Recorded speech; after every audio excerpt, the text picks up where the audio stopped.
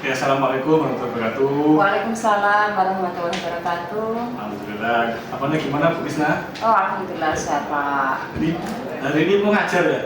Iya, Ngajar di kelas berapa Bu? di kelas 11. Kelas 11. 11 1. Materinya apa? Materinya sekarang trigonometri, Pak Fani. Ya.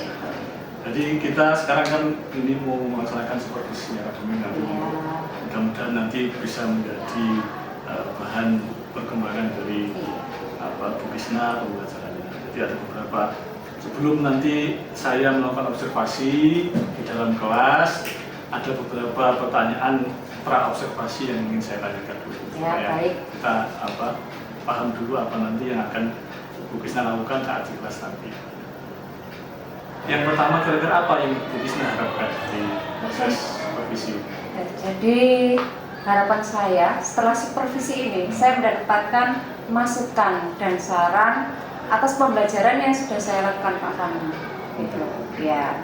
Jadi nanti baiknya gimana gitu ya. Apa yang harus saya perbaiki dan apa yang harus saya tingkatkan gitu.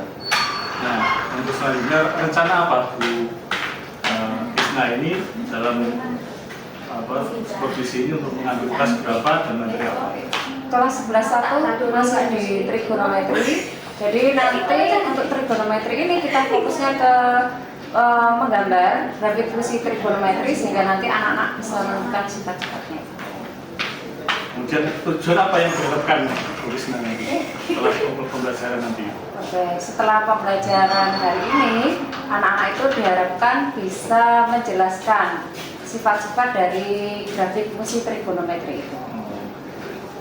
Kemudian untuk arah pengembangan pembelajaran kira-kira apa yang Bu Krisna kembangkan untuk pembelajaran selanjutnya? Nah, karena anak-anak itu kalau disuruh gambar itu kadang nggak sesuai dengan yang diharapkan. Jadi setelah pembelajaran hari ini, nanti saya harapkan mereka itu bisa meningkatkan berpikir kritisnya, mereka juga bisa berani mengungkapkan pendapatnya, mereka juga berani mempresentasikan dari hasil belajarnya itu, Pak Fahmi.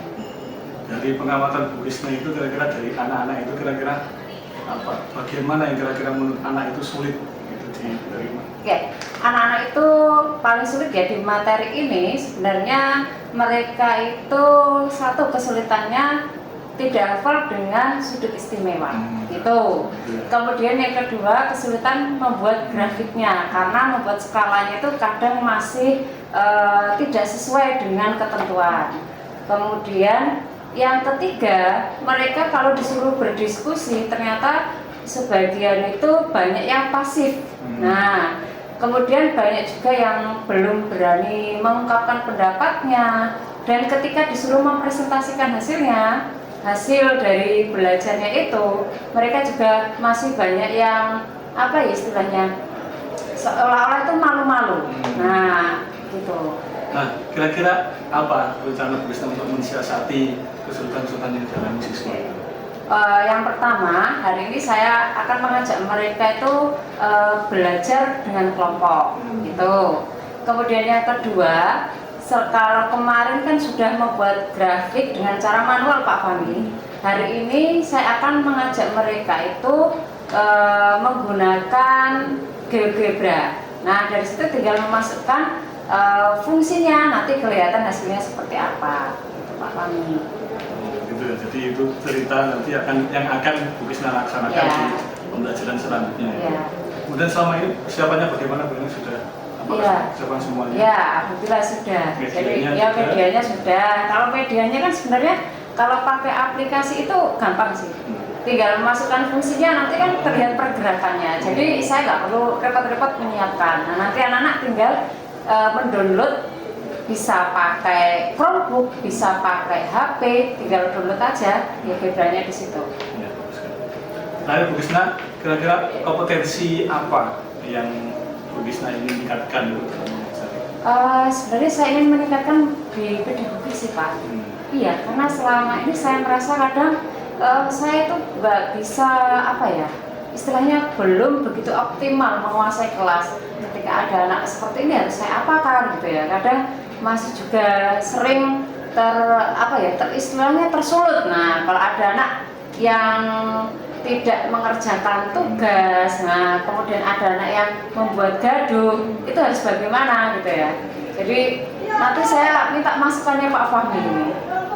Ya itu Bu, jadi tadi percakapan kita sebelum kita observasi supaya kita ada penyamaan pandangan dulu sebelum kita observasi. Nanti kita akan bertemu lagi nanti saat Bu Kisna mengajar, saya akan mengobservasi dan nanti akan dilanjutkan dengan percakapan pasca observasi. Oke. Sementara itu terima kasih Bu Kisna. Ya, sama-sama Pak Fahmi. Assalamualaikum warahmatullahi wabarakatuh. Waalaikumsalam warahmatullahi wabarakatuh.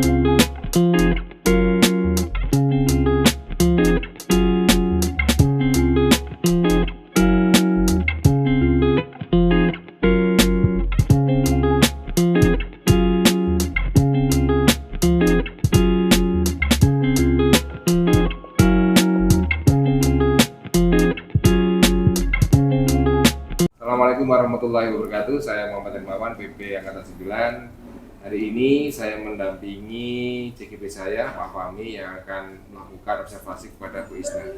Kepada Pak Fahmi kami persilakan. Oke, terima kasih Pak Her atas kedatangannya. Jadi hari ini kita akan melakukan kegiatan percakapan pasca observasi. Ya. Assalamualaikum warahmatullahi wabarakatuh. Selamat pagi Bu Kisna. Selamat pagi Pak Fahmi. Gimana kabarnya hari ini? Alhamdulillah sehat. Ya, alhamdulillah tadi sudah melaksanakan pembelajaran ya. Iya Pak. Nah sekarang kita akan melakukan percakapan pasca observasi. Iya. Nah sekarang ada Pak Her yang akan mengamati kita, tidak apa-apa Bu ya? Iya, tidak Oke. apa-apa. Nah kira-kira percakapan pasca observasi ini apa yang Bu Kisna harapkan? Iya Pak, jadi di percakapan ini nanti saya berharap saya diberikan masukan, saya diberikan evaluasi terkait apa yang sudah saya lakukan kemarin pembelajaran ke anak-anak. Jadi saya ingin masukan dari Pak Fahmi untuk perbaikan pembelajaran saya nanti ke depannya, seperti itu Pak. Ya Bu Kisna, jadi kemarin saya sudah mengamati di kelas saat Bu Kisna melaksanakan pembelajaran. Menurut saya itu sudah berjalan dengan baik. Namun menurut Bu Kisna, bagaimana perasaan Bu Kisna setelah melaksanakan pembelajaran kemarin itu?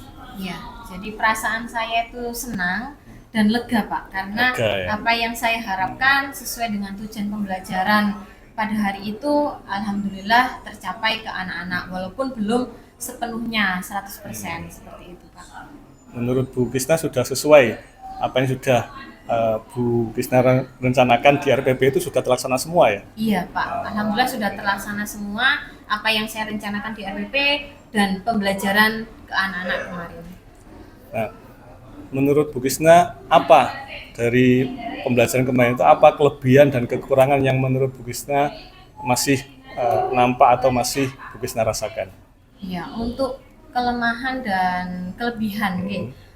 Untuk kelemahan mungkin karena saya ini melaksanakan pembelajaran diskusi. Jadi ada anak-anak yang memang sifatnya pendiam, itu belum memunculkan atau belum bisa memberikan pendapat secara langsung di depan kelas seperti itu. Jadi anak-anak yang pendiam itu lebih pasif. Nah, untuk anak-anak kelebihannya dari diskusi ini, anak-anak yang memang sudah percaya diri, anak yang aktif itu diberikan keleluasaan atau diberikan kepercayaan di diskusi ini, mereka mengeluarkan pendapatnya, suaranya dengan maksimal. Iya, memang dari pengamatan saya juga ada beberapa yang masih belum aktif gitu. Nah, dari Bu Kisna sendiri apa strategi untuk mengatasi itu supaya selanjutnya itu siswa bisa menjadi lebih aktif semua? Iya, harapan saya ke depannya untuk anak-anak yang memang tipikalnya pendiam ini, saya ingin memberikan pertanyaan pemantik secara personal sebelumnya. Jadi saya juga ingin tahu apakah anak diam ini memang tidak tahu, tidak paham, ataukah mereka hanya kurang percaya diri saja, jadi dilatih untuk berbicara di depan kelas. Jadi kedepannya saya ingin seperti itu. Kemudian saya ingin juga memberikan pembelajaran yang variatif. Jadi jadi nanti hasilnya atau produk akhirnya, proyeknya itu tidak hanya satu macam, jadi banyak macam tergantung potensi dan bakat mereka, seperti itu, Pak. Iya, bagus sekali Bu Kisna, itu strategi yang sangat bagus saya kira. Menurut Bu Kisna kapan akan dilaksanakan strategi yang sudah Bu Kisna rancang itu? Ya, saya ingin melaksanakannya di pertemuan selanjutnya di Selanjutnya materi langsung. yang baru. Ya, saya ingin apakah yang saya rencanakan ini lebih baik dari pembelajaran saya sebelumnya. Jadi secepatnya saya akan laksanakan, Pak. Nah, jadi targetnya memang pertemuan selanjutnya sudah ada perubahan begitu, terus evaluasi setelah itu perubahan gitu Bu Iya, Pak. Kisna ya. Nah, apa kira-kira tolak ukurnya Bu Kisna dalam melihat keberhasilan Bu Kisna dalam melaksanakan perubahan pembelajaran? Otomatis kalau ditanya tolak ukur itu saya lihat dari hasil belajar mereka, Pak. Jadi kalau dari hasil belajar mereka, kemudian keaktifan mereka di kelas itu lebih baik, otomatis berhasil apa yang sudah saya rencanakan. Ya, itu sudah sangat bagus. Saya kira Bu Kisna sudah bisa merefleksikan, kemudian juga sudah merancang strategi kedepannya untuk mengatasi kesulitan-kesulitan itu. Selanjutnya, apakah ada lagi yang masih perlu kita bicarakan, Bu Kisna? Alhamdulillah sudah cukup, ya. Pak. Terima kasih, Pak. Ya, sama-sama. Mudah-mudahan nanti di pertemuan selanjutnya Bu Kisna bisa terus memperbaiki metode pengajaran dan strategi pembelajaran yang lebih baik nanti. Terima kasih juga. Ya, saya kira itu dari saya. Terima kasih. Wassalamualaikum warahmatullahi wabarakatuh. Waalaikumsalam warahmatullahi wabarakatuh. Terima kasih Pak Fahmi sudah melakukan observasi secara runtut. Tadi sudah disampaikan sampai actionnya dimulai kapan. Dan saya akhiri dari saya, Assalamualaikum warahmatullahi wabarakatuh. Assalamualaikum.